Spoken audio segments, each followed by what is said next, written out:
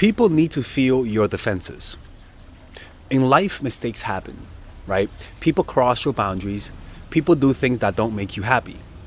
And people are sometimes very aware of those things. And they observe your reaction and make judgment out of you based on your reactions. Too many people have a weak emotional immune system. They have a weak emotional response to disrespect. They have a weak emotional response whenever somebody doesn't want them back. And it causes them to get out of character. And rather than be on the defensive, which is actually the highest form of warfare, they start getting on the offensive. And when I mean the defensive, I don't mean getting emotionally defensive, right? I mean that your fighting style, your dating style is more on the defensive, meaning you let people come to you. You let people make the first move. You develop a threatening presence so that it can deter people. So you don't go out of your way to over pursue someone. You let them come to you. And what that shows people, it shows that you have high value because you're not in so much need that you go out of your way to make some people like you, right? So remember, a weak emotional immune response is a reflection that you have low self-esteem. So the first thing you have to do is that a strong immune system comes with an outward manifestation of strength. So learn to develop a threatening presence before they attack. The way that people assess whether or not you have a strong emotional immune system is first through your nonverbal cues. Are you overly responsive, overly emotional in your face? Do you have a high-pitched voice when you're talking to people? Do you respond fast? Is your reaction to them too intense? Meaning like you like fucking like a creepazoid. You know what I'm saying? Intense nonverbal cues reflects a weak emotional system because you can't control your reactions. If you were actually in control of your reactions, you're actually going to be a little bit slower in response, in your movement. You're going to be more like a cat. When you have no emotion, when you have a weak emotional response, you can't control your emotions, so you become like a damn golden retriever. So when you develop this, and that means limiting your nonverbal cues in your face, right? Like I said, if you're smiling like this, you smile like this. If you respond like this, you respond like this. It's just slower. And that shows people that there's strength behind you, because you're able to be so under control. So that prevents people from testing you, so that you don't have to use your emotional immune system. But once they do attack you, that's when they can start making judgment out of you. And when they attack you and your response to it is really going to set the tone of this whole relationship, right? So they disrespect you, they offend you, they do things that cross your boundaries. And if you have a strong emotional response, a strong emotional immune system, you're gonna feel offended, and you're gonna feel a certain sense of disgust, and you're gonna almost get turned off by them, like a literal turn off. When you have a weak emotional response, you get turned on by their disrespect. And when I mean turned on, I mean you start to do things to get more of their validation.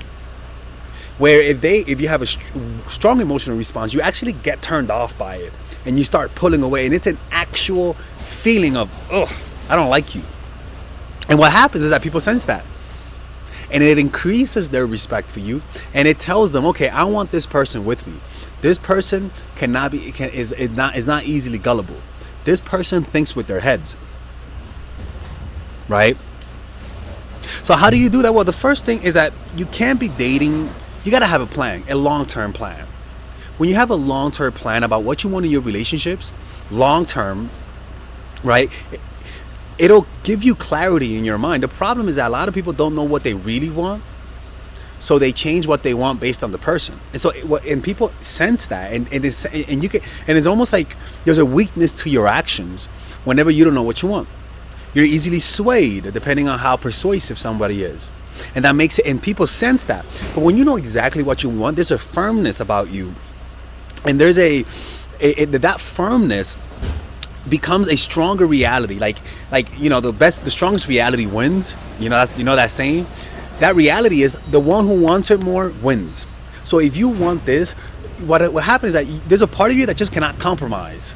It's like and they'll sense that as a strong immune response, and it makes them respect you, makes them be a little bit more intimidated by you.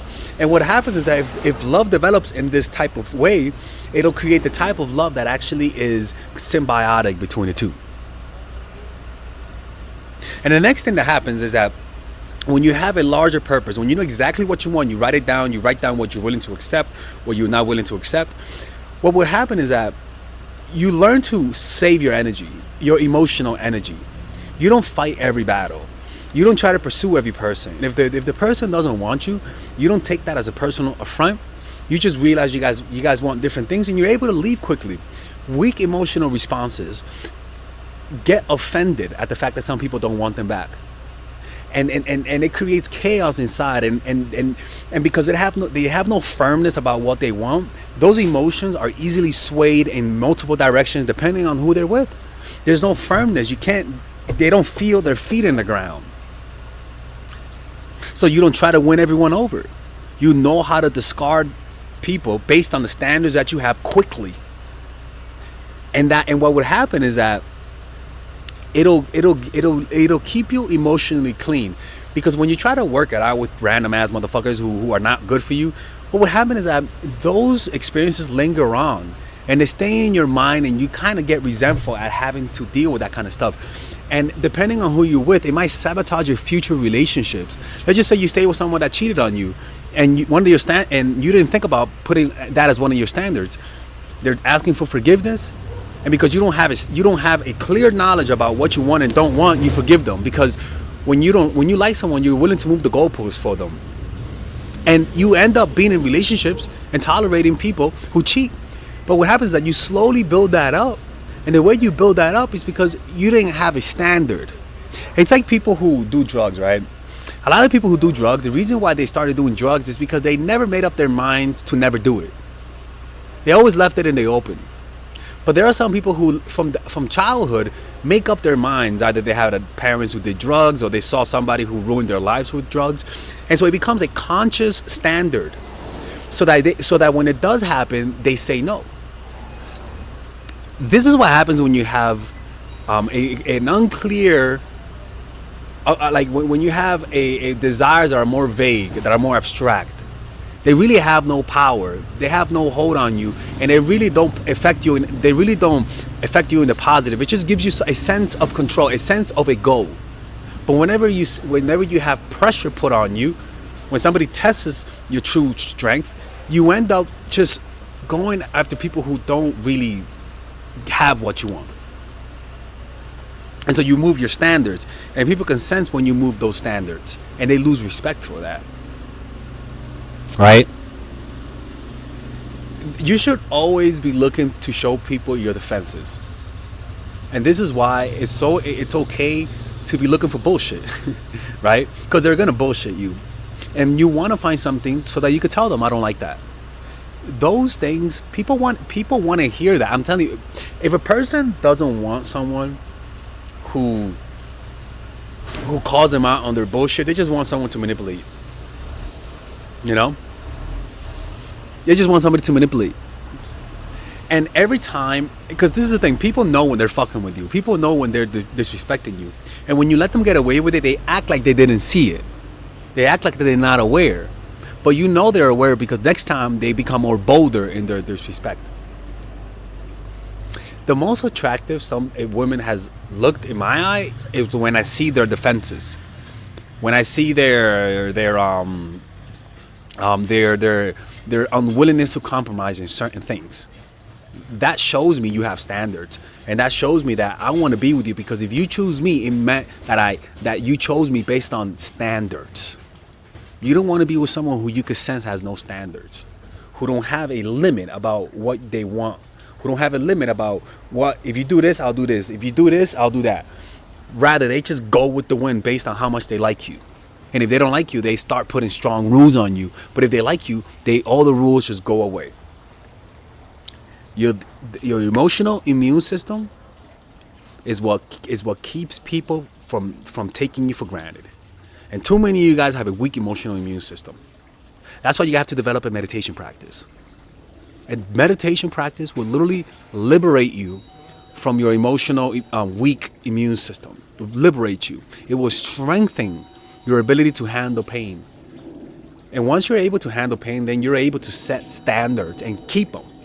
And this wall that they feel will draw them to you. I'm telling you, man, it's just how that is. It's just how that is. And this is the thing. This is another thing. Is that another thing about your defenses is in your face. You put on a defensive face, like, you really gonna do that? You really gonna do that? Or you're not being clear with me? Oh, come on, man. Like, I don't like the way this is working out. The serious face is part of the intimidation. It's part of the intimidation, but it's also part of your defenses. So you got to learn how to have that. Remove that puppy eye that you have permanently in your face, and learn to develop, going from like to this. You know, like Han Solo from Inglourious Bastard, where if you actually see him talk, he'll be talking nice, but then when he's talking about, you know, finding a Jewish person, he'll be like, and that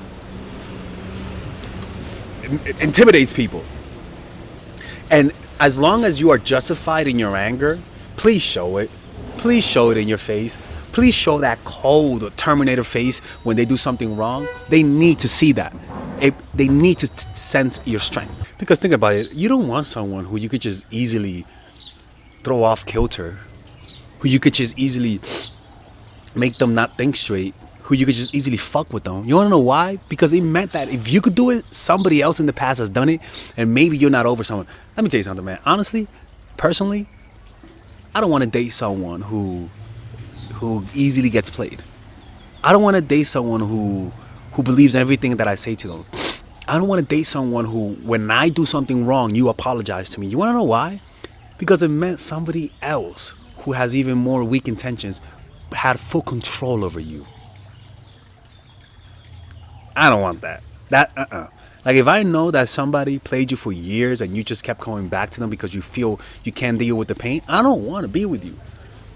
I just don't. It's almost like it's worse than it's almost like banging the whole football team and telling someone, right? It's kind of like, damn, like, you're that easy physically, but also emotionally, you're that easy to play. I don't want that. I just don't. It means maybe you love someone more than me, or maybe you're not over someone, because people who have weak emotional immune system have a hard time getting over people.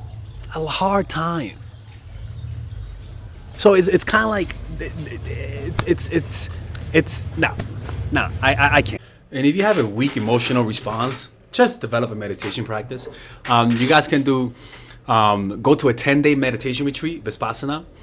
You guys can either purchase my course, Emotional Mastery. I'm gonna leave the link in the description down below. It's a course that I literally developed to develop your emotional immune system.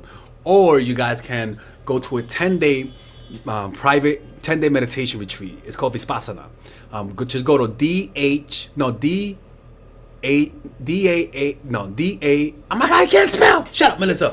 DAMMAH.org. Oh Lord, let me find out about this, man. I don't think I'm putting it right. DHAMMA.org, right? And there you'll be able to find it and sign up for one. And it's one of the most powerful things you guys will ever do if you guys give it a shot. It helped me in ways that I can't tell you guys. I'm not tell you guys, but I can't describe it, because it just gives you so much emotional resilience. So much emotional resilience. Like, literally, I told you guys about the tinnitus thing. It literally helps me be happy in the situation that I can't control. Like, literally, you develop emotional resilience. So this, you will, like, people don't understand. When I go to meditation retreats, I always say, everyone looks hotter afterwards, because one, everyone loses weight, and two, everyone develops more emotional resilience. So you actually get better looking from inside and out. So go check it out. And if not, just purchase my course, or else I'm gonna have to close the channel. All right. Anyways, take care. All right. And if you don't do that, I'm closing the channel. I'm just letting you guys know I'm gonna close the channel. All right. Anyways, hopefully you guys enjoyed this video. If you guys want to work with Father Alex one-on-one, go to myforattraction.org, or else I'll close the channel. Take care.